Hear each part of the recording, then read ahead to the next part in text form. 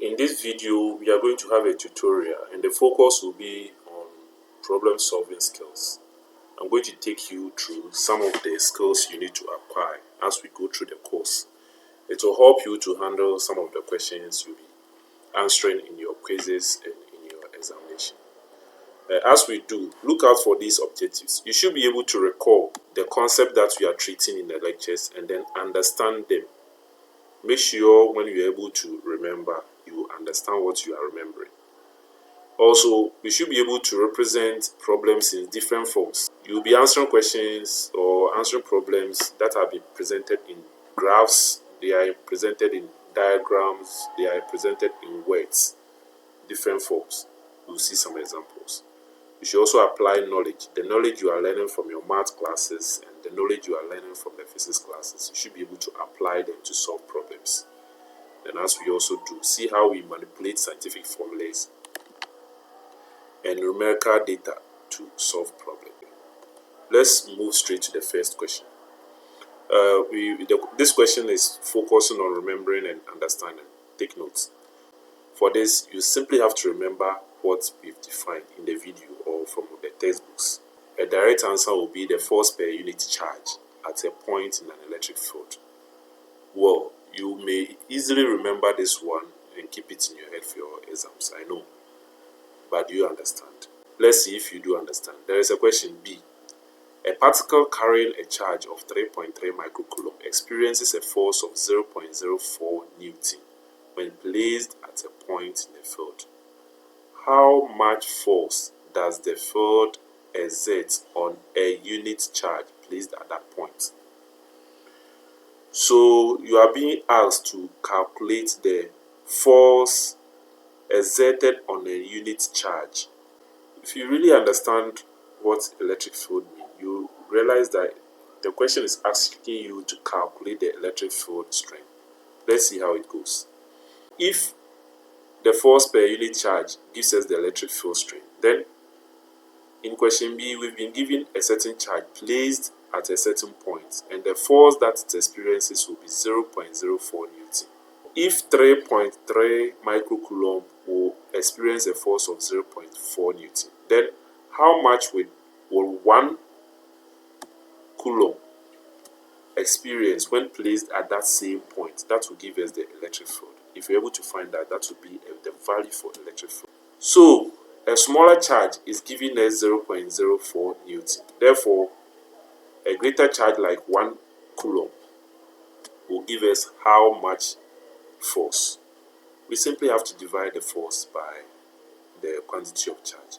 So the electric field from the definition is simply force per unit charge. So the force divided by the charge gives us 12.12 kilonewton per coulomb.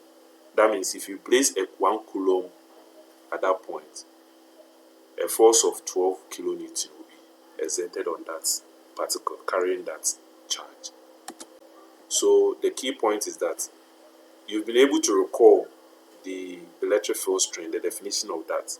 You should be able to realize that this question, even though it did not mention calculate electric field charge, electric field strength, I mean the words in this one has been used here. You should realize straight away that it is asking you for the electric field strength.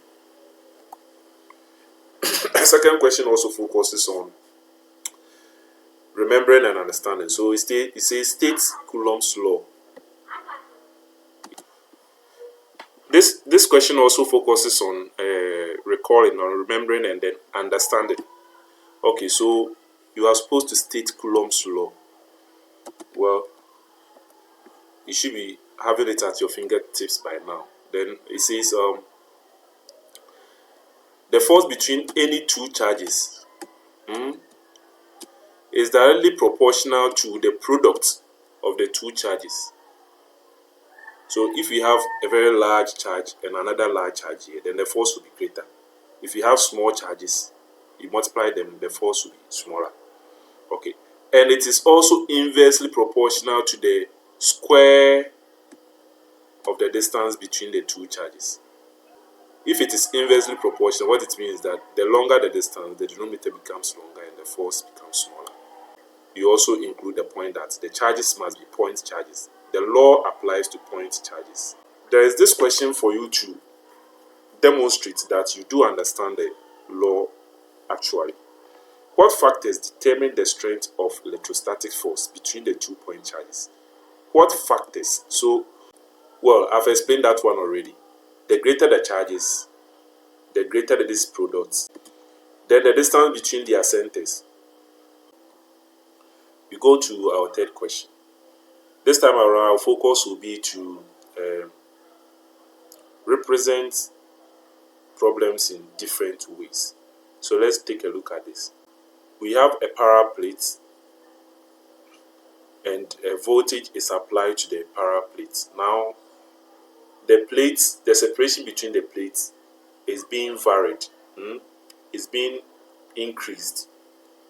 The separation is denoted by X, or which graph represents how the electric field will vary as we increase the separation between them. Pause the video, think about it before we move on to the next slide. Okay, so here we are. We have X being the separation between the plates and the voltage across the plates. Now, we are familiar with this equation. The electric field is directly proportional to the voltage applied and inversely proportional to the separation. In our previous videos, we used D, but they are just variables. You can use any other variable. This time it is X. So again, it is inversely proportional. What it means is that as this one increases, this one will also decrease. Remember, there was a statement here that the potential difference, the plates remaining connected to the battery has a constant potential difference. So this one will remain constant. It will not be changing. So it will be, the variation will be E against X. That's what we are plotting here. Now, what does this say? It says that when the distance is about a value like this, let's say 1, then the electric field will be high. If we increase it to 2, the electric field will be reduced. If we increase it to 3, electric field reduces.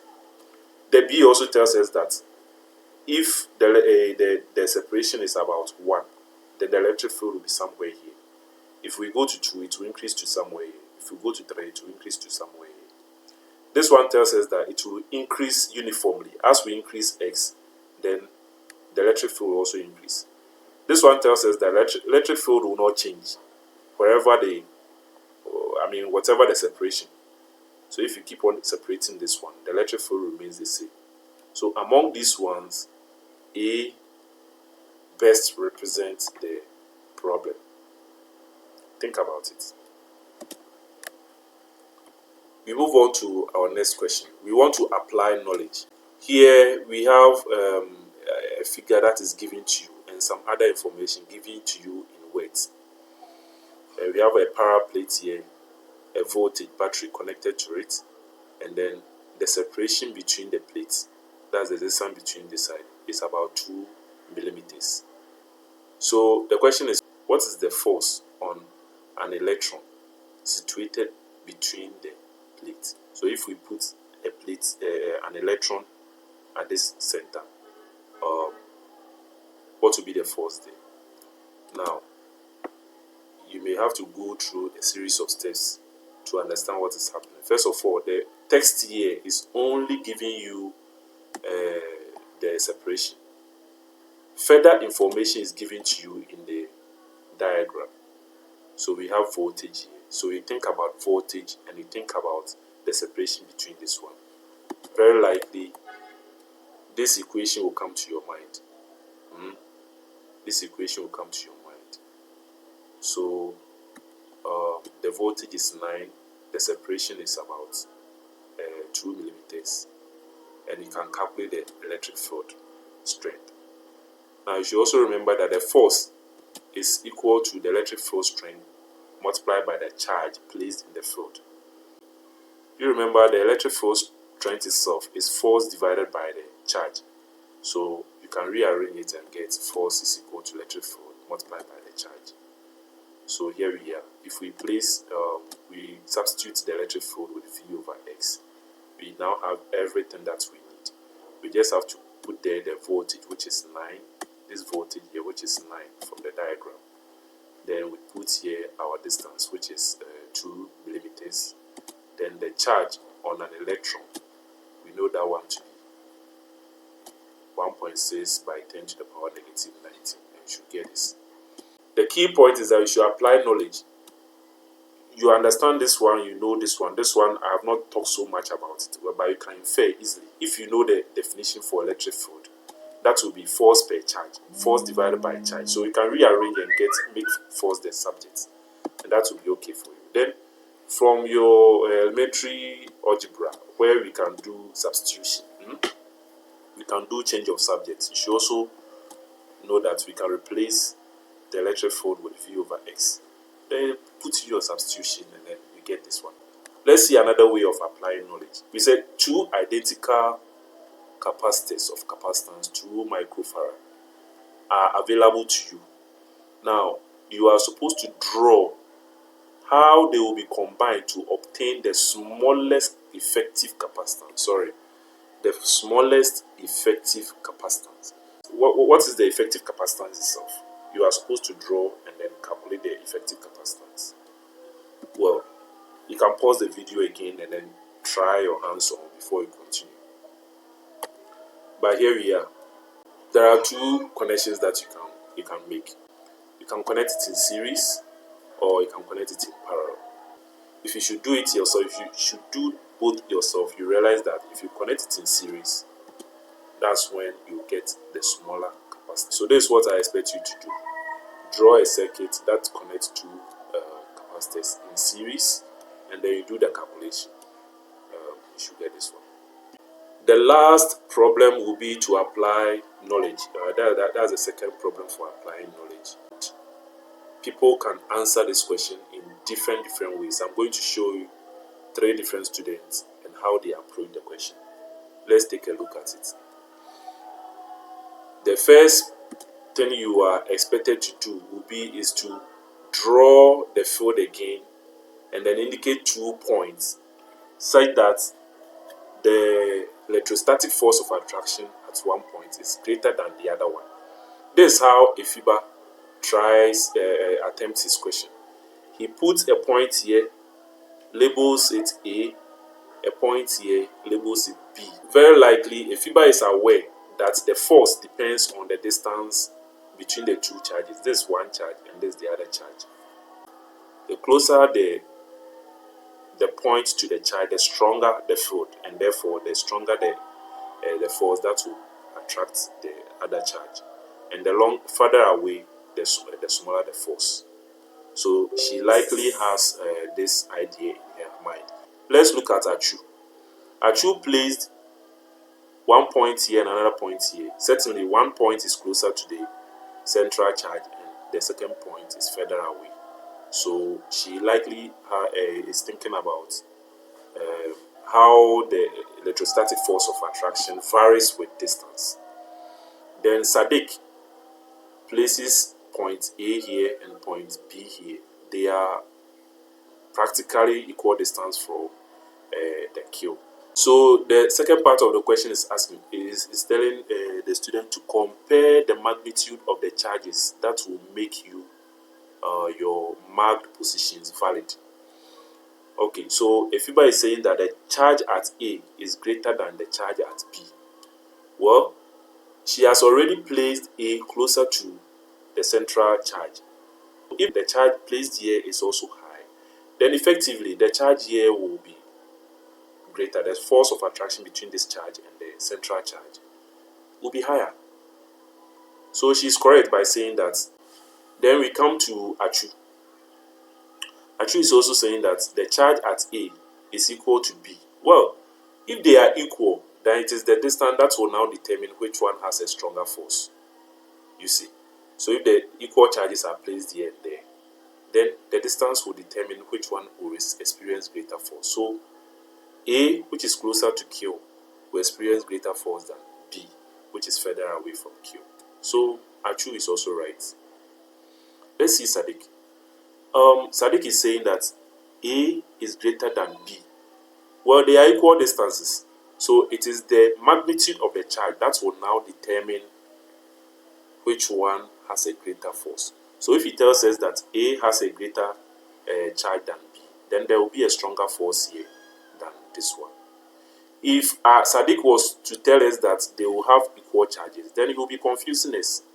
The instruction is to mark the point, say that the forces on the two charges will not be equal. One will be stronger than the other one. So if you now tell us that they are equal, the charges are equal, and they are also equal distance from the central charge, then the forces between this one and that one are also equal. Then you'll be confused. But if it tells us that one is greater than the other one, then the strength of the force will depend on the charge and not the distance. That means the distances are equal, so we don't think about the distance affecting the strength again. All right. Let's come back to a fiber. If a fiber was to say that the charge at B was rather greater than the charge at A, then you also be confusing this. The force of attraction depends on the distance and the quantity of charge. So if we have a longer distance, we suppose that there will be a lesser force. Then you now tell us that at that point the charge is greater. Then we don't know which factor is now determining the strength of the force. You'll be confusing this, and that one will not be correct. It will not be accepted. So for the last question, now the last part of this sixth question is asking, we should show the direction of the force. Point B is a positive charge. So how do we indicate the direction? Well, if fiber is indicating the direction this way, then Achu also towards the main charge. Then Sadiq is also indicating the charge, the direction of the force towards Q. Why are they doing so? In fact, they are all correct. They are doing so because the field lines are telling us that this charge is negative. The field lines are telling us that this charge is negative. The field lines are drawn such a way that it will indicate the direction of the force on a positive charge. So if you put a positive charge here, it will be towards it. So if this point is also a positive charge, then the force of attraction will be towards this one. That means this one is a negatively charged particle. And the same goes to all the three persons, Efiba, Achu, and Sadiq.